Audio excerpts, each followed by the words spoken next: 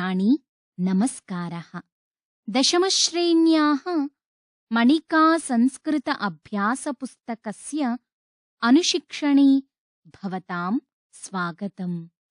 अद्य वयम् अभ्यासपुस्तकस्य पञ्चमपाठस्य घ-भागं पठामः। इतः पूर्वं ग-भागे भाववाच्यम् इति विषये यावत्पर्यन्तं पठितं ततः अग्रे पठामः। अधुना पञ्चमम् अभ्यासं पठामः। कोष्ठकात् उचितं पदं चित्वा रिक्तस्थानपूर्तिः क्रियताम्। अस्मिन् अभ्यासे कर्तृवाच्यस्य भाववाच्यस्य च वाक्यानि प्रदत्तानि सन्ति। भाववाच्ये क्रियापदस्य स्थाने रिक्तपदं प्रदत्तम् अस्ति। रिक्तपदस्य स्थाने कोष्ठके विद्यमानं शुद्धं क्रियापदं चित्वा पूरणीयम्। यथा कर्तृवाच्यं विद्याहीनाः न शोभन्ते। भाववाच्यं विद्याहीनैः न।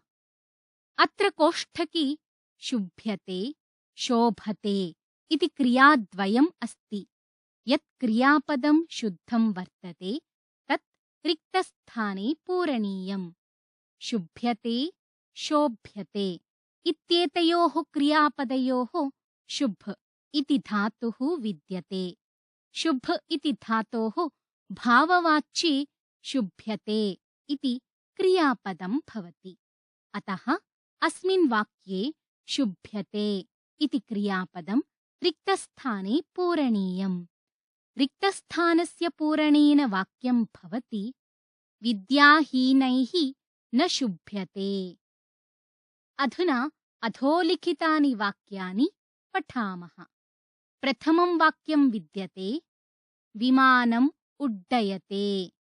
विमानेन अत्र कोष्ठके उड्डीयते उड्डयते इति द्वे क्रियापदे स्तः। रिक्तस्थाने किं क्रियापदं पूरयामः?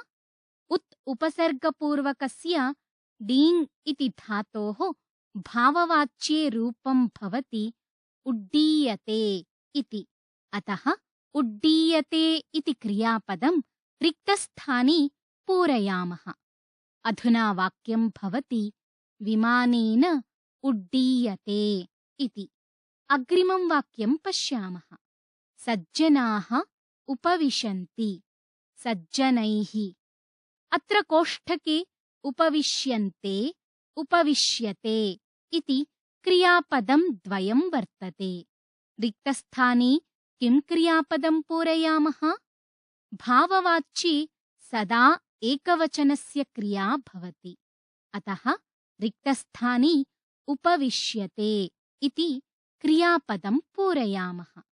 क्रियापदस्य पूरणेन वाक्यं भवति सज्जनैः उपविश्यते इति। अग्रिमं वाक्यं पश्यामः। वृक्षाः कम्पन्ते वृक्षैः। अत्र कोष्ठके कम्प्यते कम्प्यन्ते इति क्रियापदं द्वयं विद्यते। रिक्तस्थाने किं क्रियापदं पूरयामः? भाववाच्ये सदा एकवचनस्य क्रिया भवति। अतः रिक्तस्थाने कम्प्यते इति क्रियापदं पूरयामः। रिक्तस्थाने क्रियापदस्य पूरणेन वाक्यं भवति वृक्षैः कम्प्यते इति। अग्रिमं वाक्यं पश्यामः। विद्यार्थिनः धावन्ति विद्यार्थिभिः। अत्र कोष्ठके धाव्यते धाव्यन्ते इति क्रियाद्वयं वर्तते।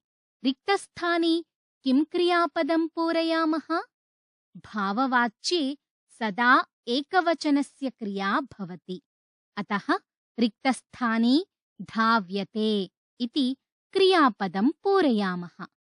रिक्तस्थानस्य पूरणेन वाक्यं भवति विद्यार्थिभिः धाव्यते इति। अग्रिमं वाक्यं पश्यामः। सः आचार्यः भवति। तेन आचार्येण। अत्र कोष्ठके भव्यते भूयते इति क्रियापदं द्वयं विद्यते। रिक्तस्थाने किं क्रियापदं पूरयामः? भू इति धातोः भाववाच्ये भूयते इति रूपं भवति।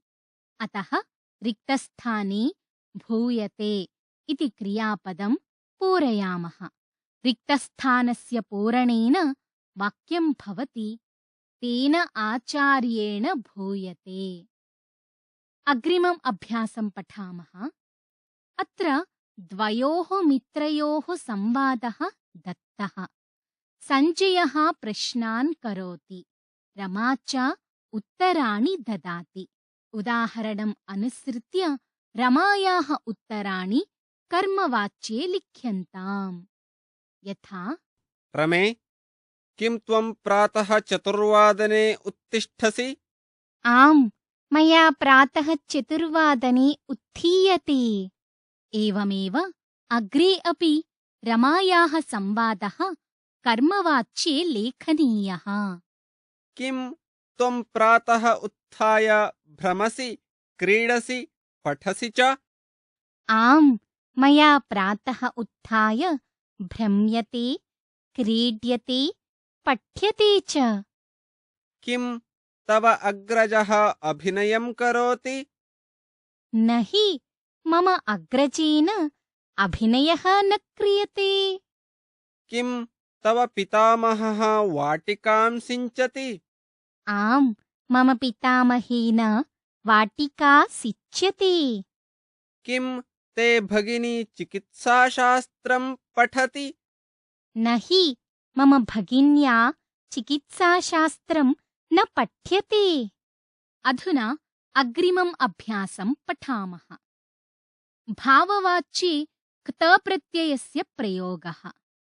कर्तृपदे तृतीयां विभक्तिं प्रयुज्य रिक्तस्थानानि पूरयत। अस्मिन् अभ्यासे क्तप्रत्यययुक्तानि वाक्यानि प्रदत्तानि सन्ति। कर्तृपदस्य स्थाने रिक्तस्थानं प्रदर्शितम् अस्ति।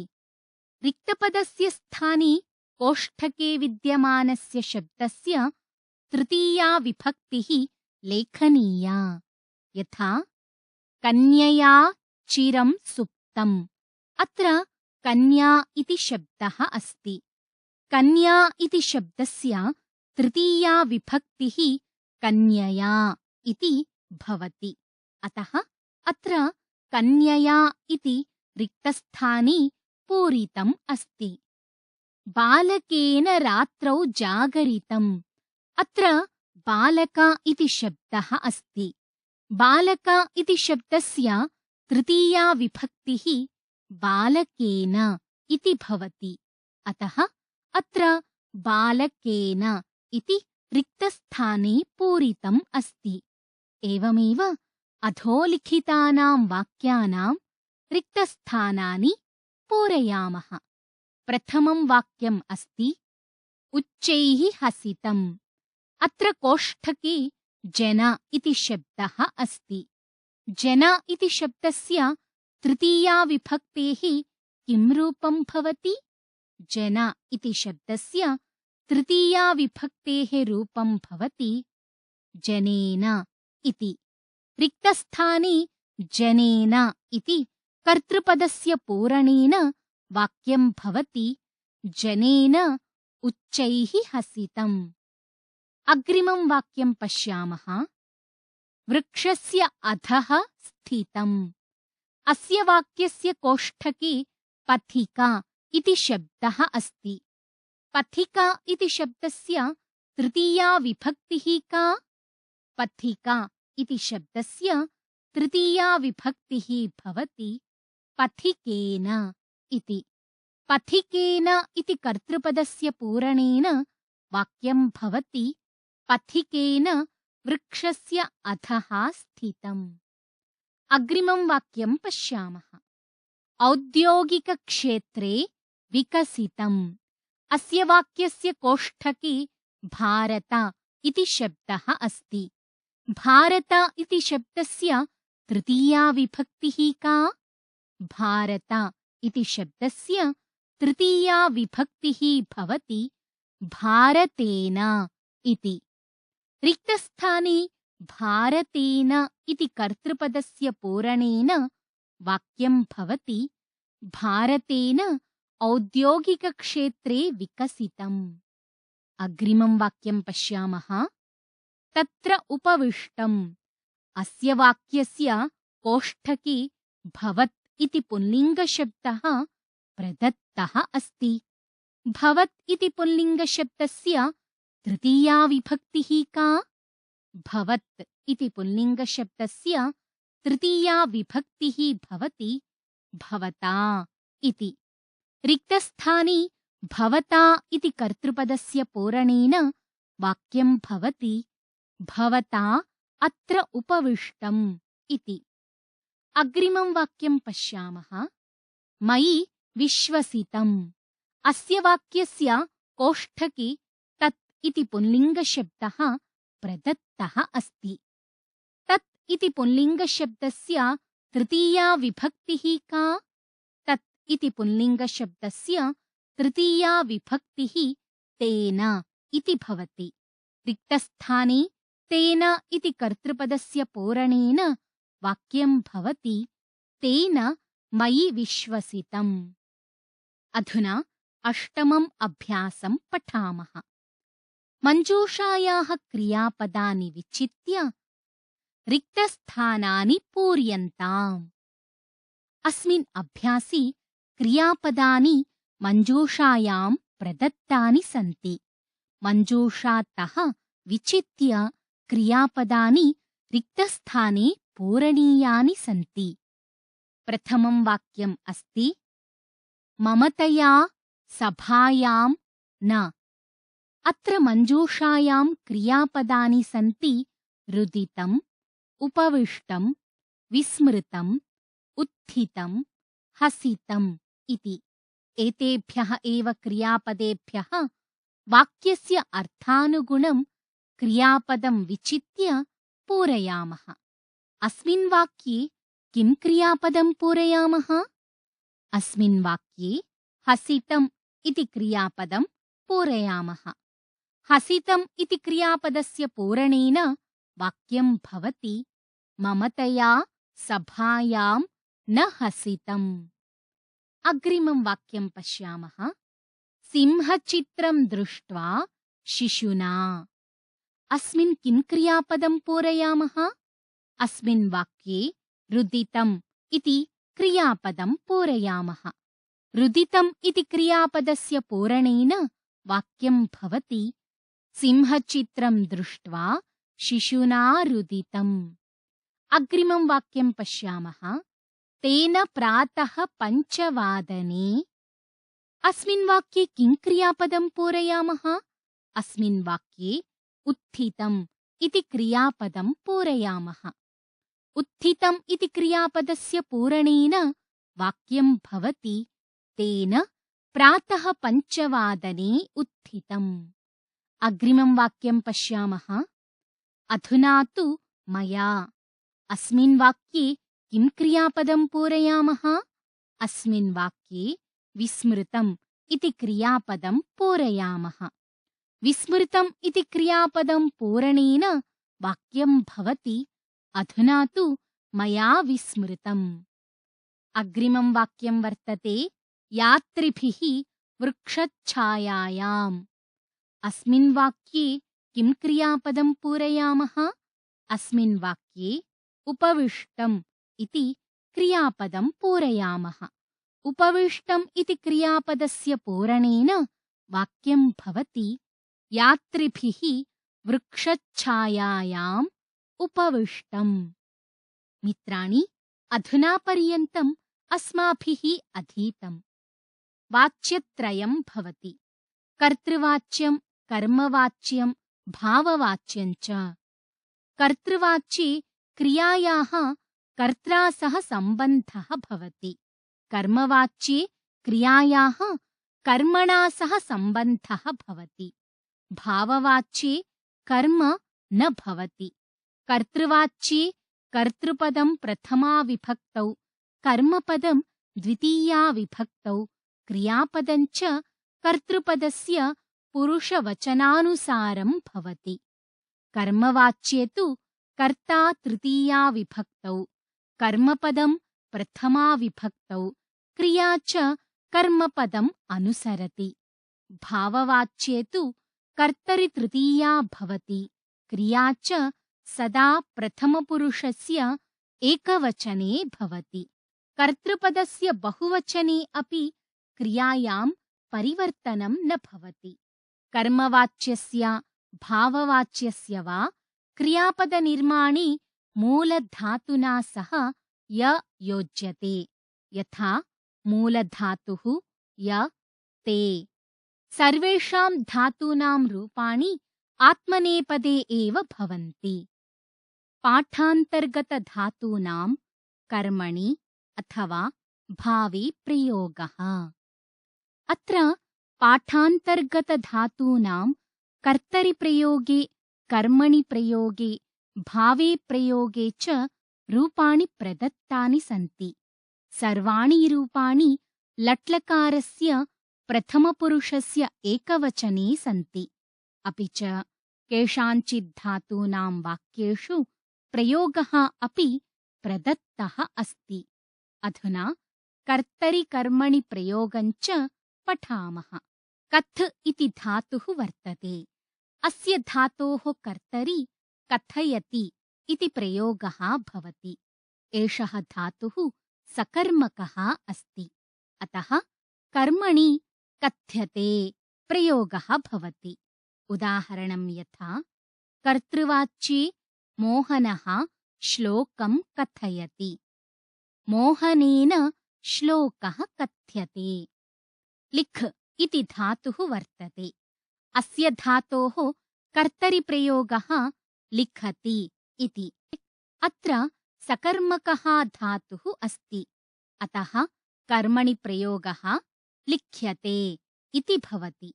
वाक्यं यथा कर्तृवाच्ये छात्रः पाठं लिखति, कर्मवाच्ये छात्रेण पाठः लिख्यते इति। उपसर्गपूर्वकं नम् इति धातुः अस्ति। कर्तरिप्रयोगः प्रणमति इति। एषः धातुः सकर्मकः अस्ति, अतः कर्मणि प्रयोगः प्रणम्यते इति भवति। वाक्यं यथा कर्तृवाच्ये दिनेशः जनकं प्रणमति, कर्मवाच्ये दिनेशेन जनकः प्रणम्यते। क्री इति धातुः वर्तते। अस्य धातोः कर्तरिप्रयोगः क्रीणाति इति। एषः धातुः सकर्मकः अस्ति, अतः कर्मणि प्रयोगः क्रियते इति भवति। वाक्यं यथा कर्तृवाच्ये राधा शाटिकां क्रीणाति, कर्मवाच्ये राधया शाटिका क्रीयते। अनेन एव क्रमेण अन्ये अपि धातवः सन्ति। पच् पचति पच्यते, कृ करोति क्रियते, नी आनयति आनीयते, दा ददाति दीयते, नी नयति नीयते, गम गच्छति गम्यते, ग्रह गृह्णाति गृह्यते, दृश् पश्यति दृश्यते, धृ धारयति धार्यते, श्रु शृणोति श्रूयते, अनु भू अनुभवति अनुभूयते, खाद् खादति खाद्यते, प्रशंस् प्रशंसति प्रशस्यते, आचर् आचरति आचर्यते, आरूप निच् आरोपयति आरोप्यते, सिद्ध सिद्ध्यति सिद्ध्यते, पूज् पूजयति पूज्यते, पा पिबति पीयते, विधा विदधाति विधीयते, भुज् भुनक्ति भुज्यते, बन्ध् बध्नाति बध्यते, पूर् पूरयति पूर्यते, सेव् सेवते सेव्यते, उपा दिश् उपदिशति उपदिश्यते रच् रचयति रच्यते रुद् रोदिति रुद्यते वृष् वर्षति वृष्यते अभि लश् अभिलषति अभिलक्ष्यते कंप कंपते कंप्यते सम मन निच सम्मानयति सम्मान्यते गर्ज गर्जति गर्ज्यते वृद्ध वर्धते वृद्ध्यते क्षाल क्षालयति क्षाल्यते स्मृ स्मरति स्मर्यते उद्यते उड्डयते उड्डीयते सिच् सिञ्चति सिच्यते शुभ शोभते शुभ्यते रक्ष रक्षति रक्ष्यते धाव धावति धाव्यते हन् हन्ति हन्यते प्रति ईक्ष प्रतीक्षते प्रतीक्ष्यते भ्रम भ्रमति भ्रम्यते वन्द वन्दते वन्द्यते नश् निच् नाशयति नाश्यते अभि अस् अभ्यस्यति अभ्यस्यते लभ लभते लभ्यते विश्वस् विश्वसिति विश्वस्यते परि ईक्ष परीक्षते परीक्ष्यते गै गायति गीयते हृ हरति ह्रियते। अधुना भावे प्रयोगं पश्यामः। स्वप् इति धातुः अस्ति। अस्य कर्तरिप्रयोगः स्वपिति इति। एषः धातुः अकर्मकः अस्ति। अतः भावे प्रयोगः सुप्यते इति भवति। वाक्यं यथा कर्तृवाच्ये शिशुः स्वपिति, भाववाच्ये शिशुना सुप्यते। क्रीड इति धातुः अस्ति। अस्य कर्तरिप्रयोगः क्रीडति इति। एषः धातुः अकर्मकः अस्ति। अतः भावे प्रयोगः क्रीड्यते इति भवति। वाक्यं यथा कर्तृवाच्ये क्रीडकः क्रीडति, भाववाच्ये क्रीडकेन क्रीड्यते। एवमेव अन्ये धातवः अपि भवन्ति।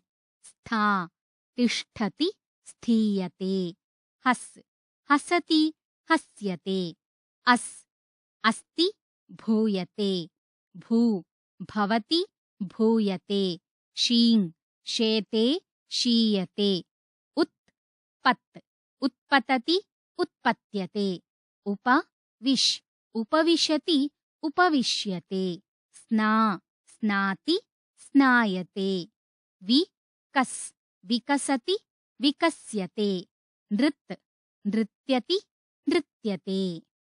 एवम् अनेन सह पञ्चमाभ्यासस्य घ-भागः समाप्तः। अग्रिमे पाठे पुनः मिलामः। धन्यवादः।